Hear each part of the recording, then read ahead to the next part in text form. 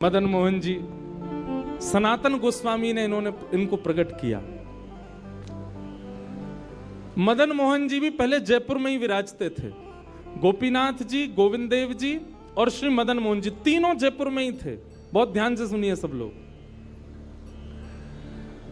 तो जयपुर के राजा की पुत्री मदन मोहन जी की सेवा करती थी। मदन मोहन जी कोई लाड़ लड़ाती, पूरे दिन उन्हीं को सजाती रहती, उन्हीं का श्रृंगार करती, सेवा करती।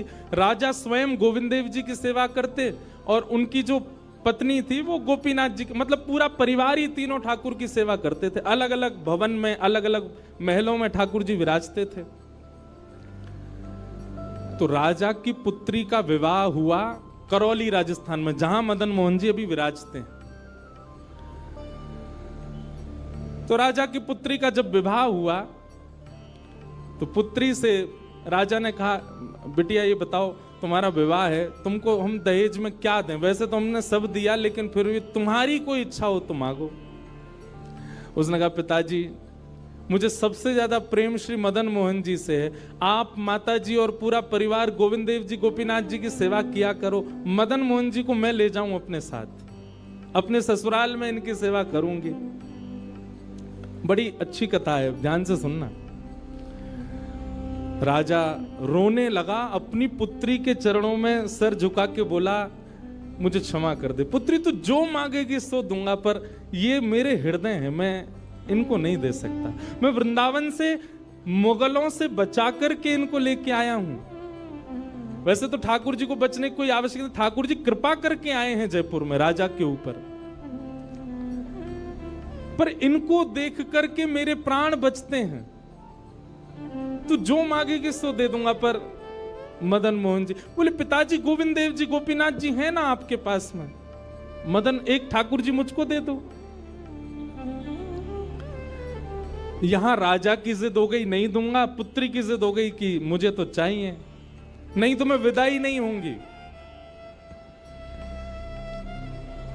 राजा की पत्नी ने भी कहा, अब इतनी कह रही है तो आप दे दीजिए ना, हमारे पास 2 ठाकुर हैं, इनकी सेवा हम करेंगे विस्तार से। और वैसे भी मदन मोहन जी की पूरी सेवा बचपन से उसने ही की है। तो राजा ने एक प्रस्ताव रखा। बोले, अच्छा पुत्री एक काम करते हैं। बोले, क्या?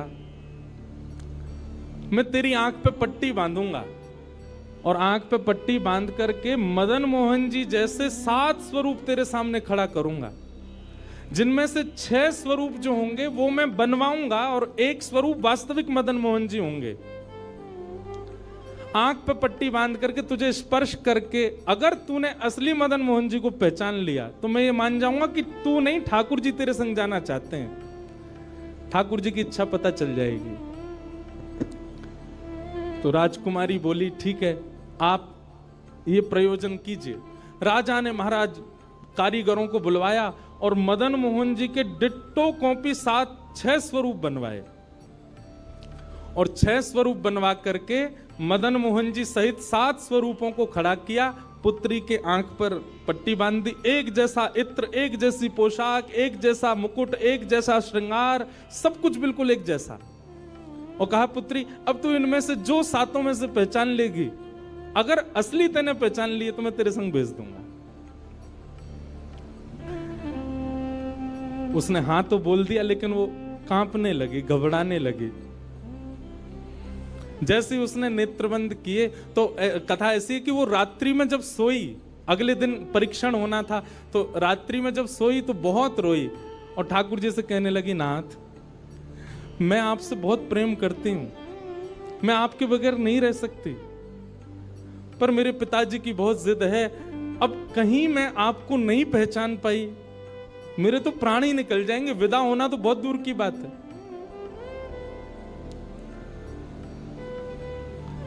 रुदन करते करते करते करते, बंधुओं एक मेरी बात बहुत ध्यान से सुनिएगा, कभी ठाकुर जी के विरह में यदि आपके अश्रु नहीं आए हैं ना, तो अभी आप भक्ति के भाव से बहुत दूर हो।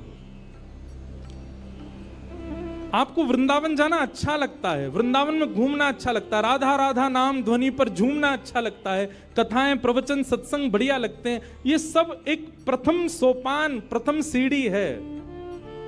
पर प्रमुख सीढ़ी तो भजन मार्ग या भक्ति पथ की विरह है। अगर वो आपके चित्त में कभी ठाकुर जी के लिए नहीं आया है तो अभी आप बहुत पीछे छूटे हुए हो। रात भर रोती रही और रुदन करते करते, नाथ मैं कैसे पहचानूंगी कि आप सत्य कौन से हो। मदन मोहन जी उसके स्वप्न में आ गए और स्वप्न में आकर के बोले, तू चिंता मत करे, तेरो ही मन ना है मोह ले जावे को, मेरो भी मन है रो तेरे संग जावे को। अरे जे सब मेरी सेवा तो करें पर तेरी जैसी सेवा तो कोई करेगा ना, मेरो भी बड़ो मन है तेरे संग चलवे को। तो उसने कहा, तो नाथ कुछ कृपा तो करो। बोले हाँ मैं एक काम करूंगा। बोले कहा, तू सबरे स्वरूपन को जब स्पर्श करेगी ना तो असली मदन मोहन जो मैं हूं, तू मेरे हाथन को स्पर्श करियो। तो हाथ कैसे? ऐसे। ठाकुर जी त्रिभंग लली ठाकुर जी हैं। तो ठाकुर जी बोले, तू मेरे हाथन को स्पर्श करियो तो जितने मेरे अन्य स्वरूप हैं 6 वो तो ऐसे ही रहेंगे, लेकिन जैसे ही तू वास्तविक मेरे सामने आवेगी सो मैं अपनी इकन्नी उंगली उठा दूंगा, अपनी कोने वाली उंगली उठा दूंगा।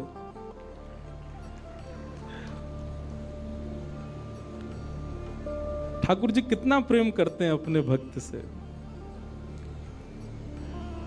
ठाकुर जी बोले, मैं अपनी इकन्नी उंगली उठा दूंगा और तू स्पर्श करती करती मेरी जैसे इकन्नी उंगली उठे वाकू पकड़ लियो और तुरंत पिताजी से कह दियो, जय रे मदन मोहन जी, मैं चल दूंगा तेरे संग। अब तो दूसरे दिन वो पिताजी के पास गए, पिताजी जल्दी करिए, कब चलना है, कब? बोले, तुझे तो इतना विश्वास है जैसे तू वास्तविक में मदन मोहन जी को ले ही जाएगी, लेकिन बिटिया तू भी याद रखियो मैंने ऐसे स्वरूप बनवाए कि कोई बता ही नहीं सकता कि असली मदन मोहन कौन से। बोले, पिताजी आप सन्मुख पधराओ। तो महाराज भीड़ लग गई देखने वालों की, पूरा राजभवन इकट्ठा हो गया जयपुर का। 7 स्वरूप विराजमान हुए। पुत्री के आंख पर अभी विवाह हुआ, उसका विदाई नहीं हुई है, आंख पर पट्टी बांध करके और कहा, जाओ अगर मदन मोहन जी की इच्छा होगी तो तू ढूंढ ले। अब मदन मोहन जी तो पहले ही बता चुके हैं, ऐसे मिलूंगा। जैसे मानो टीचर पहले ही एग्जाम पेपर लीक कर दे, ये क्वेश्चन आने वाले, तैयार कर आना। उसने जाकर के जैसे स्वरूप स्पर्श करने प्रारंभ किए, पहला बोले ये नहीं है, दूसरा स्पर्श किया, ये भी नहीं है। ठाकुर जी खड़े थे 5वीं पंक्ति में, 5वें वाले थे। तीसरे स्पर्श किए, बोले ये भी नहीं है। चौथे किए, बोले ये भी नहीं है। जैसे ही 5वें का स्पर्श किया और मुखमंडल का स्पर्श किया, गले का स्पर्श किया, वक्ष का स्पर्श कर, जैसे ही ठाकुर जी की भुजा पकड़ी सो ही ठाकुर जी ने अपनी कन्नी उंगली हिला दी। और जैसे ही कन्नी उंगली हिलाई उसने तो, पिताजी यही है मदन मोहन जी। आहा, राजा के तो नेत्रों से आंसू गिर गए, चरणों में गिर गए, उठ करके अपनी बिटिया को गले से लगा लिया, कान में बोले, बोले मैंने कन्नी उंगली हिलते हुए देख ली। मुझे ये बात पता चल गई है कि भैया तेरी जिद नहीं है इनको ले जाने की, इनकी भी जिद है तेरे संग जाने की। और महाराज गाजे बाजे रथ में आरूढ़ करके श्री मदन मोहन लाल जी करौली राजस्थान को प्रस्थान किए। बोलो मदन मोहन लाल की। बिहरत निस दिन कुंज गलन में, ब्रज जन मन सुख धाम। मदन मोहन को रूप निरख के, मदन मोहन को रूप निरख, सनातन बल बल जाए। वृंदावन प्यारो वृंदावन, श्री वृंदावन मेरो। ये भैया ऐसे ही भजन नहीं बना है, ये ऐसे ही आपके झूमने के लिए कीर्तन नहीं, ये पूरा वृंदावन समाविष्ट करवा दिया हमारे गिरधर लाल जी ने एक ही पद में। पूरा वृंदावन विराज रहा है। ठाकुर जी जड़ नहीं है। दूसरा स्वरूप क्या है ठाकुर जी का? चैतन्य। कौन है ठाकुर जी? चैतन्य। कई लोग पूछते हैं, महाराज जी सेवा का कोई प्रकल्प बताओ, सेवा का कोई भाव बताओ, सेवा कैसे करनी चाहिए, सेवा में क्या होना चाहिए, क्या नहीं होना चाहिए। हमारी एक बात सब लोग सुन लीजिए, यहां लगभग सब सेवा वाले ही बैठे हैं। आप ठाकुर जी के प्रति चैतन्य भाव अपने हृदय में प्रगाढ़ कर लो। चैतन्य भाव प्रगाढ़ मतलब ये कोई पाषाण नहीं है, ये कोई प्रतिमा नहीं है, ये कोई धातु नहीं है, साक्षात वृंदावन चंद मेरे घर पर विराज रहे हैं। ये विश्वास आप अपने चित्त में प्रगाढ़ कर लीजिए। बस आपके जिस दिन ये विश्वास प्रगाढ़ हो गया, अपने आप आपको सेवा सीखनी, किसी से पूछनी नहीं, अपने आप करने लग जाओगे। अरे मां को नहीं बताना पड़ता पुत्र की सेवा कैसे होती है, पत्नी को नहीं सिखाना पड़ता पति को कैसे पूछना है। सारे संबंध हम अपने आप सीख लेते हैं। तो ठाकुर जी से जो हमारा प्रेम भाव है, उसके लिए हमको पूछना क्यों पड़ता है कि कैसे करें, भोग कैसे लगाएं, सुलाएं कैसे, ये कैसे करें। शास्त्रीय बात पीछे है, पहले आप प्रेम भाव में तो आओ। ठाकुर जी अपने आप सिखा देंगे अपनी सेवा कैसे करनी।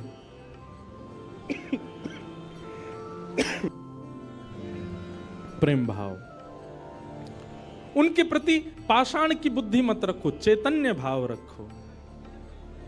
जैसे आपके चित्त में चैतन्य भाव आया कि ये तो चलते फिरते उठते बैठते सब करते हैं, केवल मेरे सामने ऐसे खड़े हो जाते हैं मूर्तिमंत होकर के। मानो ये ठाकुर जी मुझसे कह रहे हैं कि तू अपनो इतनो प्रेम मुंह को प्रदान कर कि मैं चलन लगूं, मैं फिरन लगूं। सब लोग एक बात याद रखिएगा, जिसके भी घर में ठाकुर जी की सेवा है, ठाकुर जी हमको चैलेंज करते हैं, अगर तो में सामर्थ्य हो तो अपनी भक्ति से, अपने भाव से, अपने समस्त प्रयासों से तू मुझे चलवा के दिखा दे, तू मुझे बुलवा के दिखा दे। ठाकुर जी हम आप सबको एक चैलेंज दे के रखें कि तो में यदि सामर्थ्य हो, मुझे बुलवा के दिखाए दे, मुझे चलवा के दिखाए दे, मुझसे कोई लीला करवा के दिखा दे। मैं तो ऐसे ही बैठा रहूंगा लड्डू गोपाल बने, तेरे प्रेम में सामर्थ्य हो तो तू करवाए ले। जिस दिन ठाकुर जी हमारे घर आ जाते हैं, उसी दिन से हमारी एक चैलेंज हमारे ऊपर आ जाता है। हम में सामर्थ्य हो, ठाकुर जी बोल के दिखा दें, ठाकुर जी कुछ करके दिखाएं। लेकिन हमको भी संतुष्टि है, ऐसे हैं तो ऐसे ही बैठे रहें। हमको लगता है ऐसे ही रहें, इससे ज्यादा कुछ करें नहीं। इसलिए ठाकुर जी को भी लगता है जब इसके चित्त में ही भाव नहीं है तो मैं और लीला क्यों ही करूं। चैतन्य भाव चित्त में लाओ। जैसे एक बालक जन्म लेता है तो माँ और पिता प्रतीक्षा करते हैं, अब ये कब बोलेगा, माँ कब बोलेगा, पापा कब बोलेगा, ये चलना कब सीखेगा, ये स्कूल कैसे जाएगा, ये बड़ा होकर के जॉब करेगा, बिजनेस आदि आदि सब भाव। ऐसे एक सेवक साधक के चित्त में भी अपने ठाकुर जी के प्रति भावना होनी चाहिए। ये बोलेंगे कब। हम एक बधाई गाते हैं ना नंदोत्सव में, उस बधाई में एक पंक्ति गाते हैं, धन्य घड़ी जब होए यशोदा मैया कह के बोले, नूपुर बांध दो चरणन में घुट मन डोले, नूपुर बांध दो चरणन में घुट मन डोले, पकड़े बाबा की उंगरिया तेरो ललना जुग जुग जीवेरी यशोदा मैया तेरो ललना। स्वामी जी हरिदास जी जब सेवा करते थे ना, तो ठाकुर जी बिहारी जी ऐसे ही नहीं रहते थे जैसे हमको दिख रहे हैं। स्वामी जी जैसे ही कपाट करते थे, सोई बिहारी जी बैठ जाते थे, बंसी सब नीचे करके हाथ सीधे कर लेते। मैं तो हार गयो पूरे दिन खड़े खड़े। स्वामी जी तुम बार बार पर्दा करते रहे करो। इसीलिए बिहारी जी में बार बार पर्दा आता। क्यों? ठाकुर जी उतनी देर बैठ लेते हैं, क्यों? खड़े खड़े थक गए। बहुत भाव है पर्दा के, पर एक भाव यह भी है। तो स्वामी जी को अनुभव होता है, तो इसका मतलब क्या है? ठाकुर जी लीला करते हैं, पर अब क्यों नहीं कर रहे? हमारे भीतर स्वामी जी जैसा भाव नहीं है। श्री हरिराम व्यास जी के विराज रहे हैं ठाकुर जी बाबा के ठीक पीछे, जुगल किशोर जी। मुंह को तो रूप देख के ही पता चल जाए कौन से ठाकुर जी हैं। जुगल किशोर जी, इनके चरित्र में आता है कि एक बार कोई साधक वंशी दे गया और वंशी दे करके बोला, हरिराम व्यास जी जुगल किशोर जी को वंशी पधरा देना, नई सोने की वंशी है। तो आपने श्रृंगार करके जैसे ही वंशी ठाकुर जी के हाथ ऐसे ही रहते हैं, तो वंशी पोली उसमें जैसे ही प्रवेश कराई, ठाकुर जी के हाथ का जो छिद्र है वो छोटा पड़ गया, वंशी बड़ी, लेकिन ज्यादा बड़ी नहीं, नेक बड़ी, नेक। तो व्यास जी ने थोड़ा श्रम किया, थोड़ा जोर लगाया कि वंशी कैसे भीतर जाए। तो जैसे ही जोर लगाया, ठाकुर जी का हाथ छिल गया और वहां से रक्त निकलने लगा श्री जुगल किशोर जी के। हरिराम व्यास जी ने जैसे ही रक्त देखा, मूर्छित होकर गिर पड़े वहीं पर। और जब होश में आए तो अपने पुत्र को सेवा दे दी और कहा, मैंने ठाकुर जी को श्रमित कराया है, अब मैं अपने आप को दंड दूंगा। तो क्या दंड दिया? सूर्य उदय से सूर्यास्त तक वृंदावन की परिक्रमा ही लगाते रहते थे, ये दंड दिया उन्होंने खुद को। पहला दिन था दंड का। एक बात सुनिएगा, इन आचार्यों के चरित्र से ना कुछ सीखा कीजिए। आपकी सेवा में आपसे कोई अपराध बनता है, आपसे कोई गलती हो जाती है, आपसे कोई दोष बन जाता है, तो उसके लिए आप जाकर के पूछते हैं, हमसे अपराध हो गया, हम क्या करें? पूछिए मत, स्वयं को अपने आप ही दंड उत्सव मना लीजिए। और दंड उत्सव क्या है? तुरंत वृंदावन जाओ, एक परिक्रमा लगाओ, किसी वैष्णव को प्रसाद पवाओ, ब्रजवासी को कुछ दे करके उनको प्रसन्न करके आओ। यही दंड है वैष्णव अपराध का, भगवत अपराध का। तो श्री हरिराम व्यास जी वृंदावन में भ्रमण करते रहे, परिक्रमा लगाते रहे। परिक्रमा करके रात्रि में जैसे ही लौट करके आए, बहुत सावधानी से सुनो, तो शयन का दर्शन करने जब गए तो शयन के दर्शन में आपने क्या देखा कि जुगल किशोर जी ने स्वर्ण की वंशी धारण कर रखी, वही वंशी जो सुबह वो पधराना चाह रहे थे। उन्होंने अपने पुत्र को बुलाया, पुत्र को बुला के बोले, ये वंशी सुबह ठाकुर जी के हाथ में नहीं आ रही थी, अभी कैसे धारण हो गई? बोले, पता नहीं पिताजी, आप तो चले गए थे, मैंने वंशी उठा करके धारण कराई, ठाकुर जी ने धारण कर ली। हरिराम व्यास जी ने जैसे ही वंशी निकाल करके देखी तो क्या पाया? ठाकुर जी ने अपना हाथ ही बड़ा कर लिया वंशी धारण करने के लिए, उनके लिए। अब ताली से काम नहीं चले, हमारे ठाकुर जी करते हैं ऐसे? क्यों नहीं करते? और हम संतुष्ट क्यों हो जाते हैं? जैसी सेवा है उससे हमको प्रसन्नता क्यों हो जाती है? नहीं। ये इस बात का प्रमाण है कि कहीं ना कहीं हमारी भक्ति में, हमारे भाव में, हमारे प्रेम में अभी वो स्तर नहीं आया कि ठाकुर जी उसको स्वीकार कर लें। इसलिए भैया, सबसे पहली बात भक्ति में, सेवा में सबसे पहला प्रकार, ठाकुर जी को आप चैतन्य मानो। वो जड़ नहीं है, वो पीतल के नहीं है, वो अष्टधातु के नहीं है, वो मार्बल के नहीं है, वो साक्षात ठाकुर जी हैं, वो साक्षात चैतन्य है। उनके प्रति चैतन्य बुद्धि आपने धारण कर ली, अपने आप ठाकुर जी अपने आप लीलाएं कराना प्रारंभ कर देंगे। मुझको राधा रमण कर दो वैसा, मुझको राधा, नित्य की प्रार्थना होनी चाहिए ठाकुर जी से। रटू में तेरा नाम यूं आठों याम, रटू में तेरा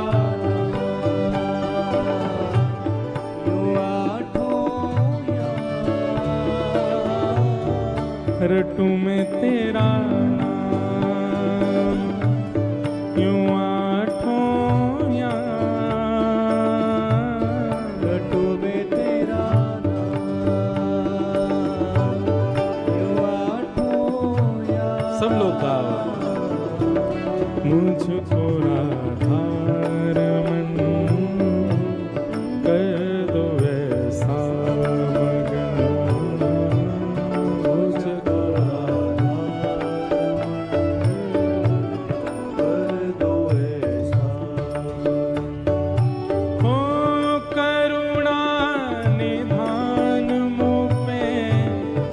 कृपा कर रीझिए, करुणा मुँह पे कृपा कर लीजिए, करुणा निधान मुँह पे कृपा कर रीझिए, करुणा मुँह पे कृपा कर लीजिए, ब्रज में बसा के मोहे सेवा सुख दीजिए, ब्रज में बसा के मोहे सेवा सुख दीजिए, ओ ब्रज में बसा के मोहे सेवा सुख दीजिए, ब्रज में बसा के मोहे सेवा सुख दीजिए, और प्रेम से भर दो मन, गाऊं तेरे भजन, प्रेम से भर दो मन, गाऊं तेरे भजन, ओ रटूं मैं तेरा नाम, यूं आठों याम, रटूं मैं तेरा यो आठों याम, मुझको राधा